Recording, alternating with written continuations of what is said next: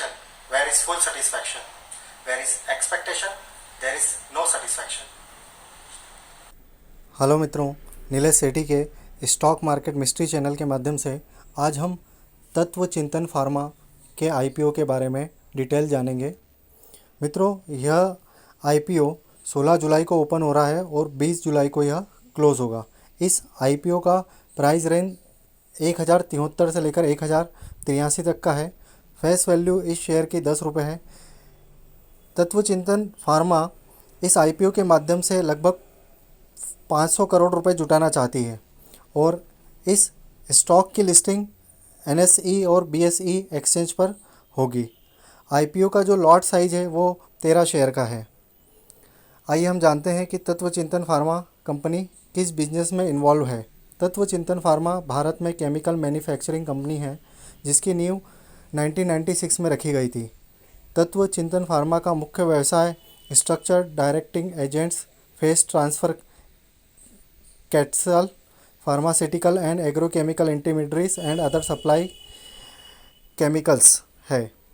तत्व चिंतन pharma IPO का प्राइस के बारे में फिर से हम एक बार जानेंगे। तत्व चिंतन फार्मा इशू प्राइस 1073 से 1083 पर शेयर का है। मतलब हमें maximum price, cut off price जो है हमारा 1083 ही रहना चाहिए, उसी प्राइस से हमें हमेशा अप्लाई करना चाहिए। तत्व चिंतन फार्मा का मिनिमम अप्लीकेशन वैल्यू जो है वो 1083 इंटू 13 इज इक्वल टू 14079, मतलब 14,079 रुपये में हम एक लॉट तत्व चिंतन फार्मा का अप्लाई कर सकते हैं। और अगर हमें इससे अधिक में अप्लाई करना है तो इसी के मल्टीपल में करना होगा। तत्व चिंतन फार्मा की जो है आईपीओ ओपनिंग डेट 16 जुलाई है और क्लोजिंग डेट 20 जुलाई है। तत्व चिंतन फार्मा के शेयर की फेस वैल्यू 10 रुपये पर शेयर है।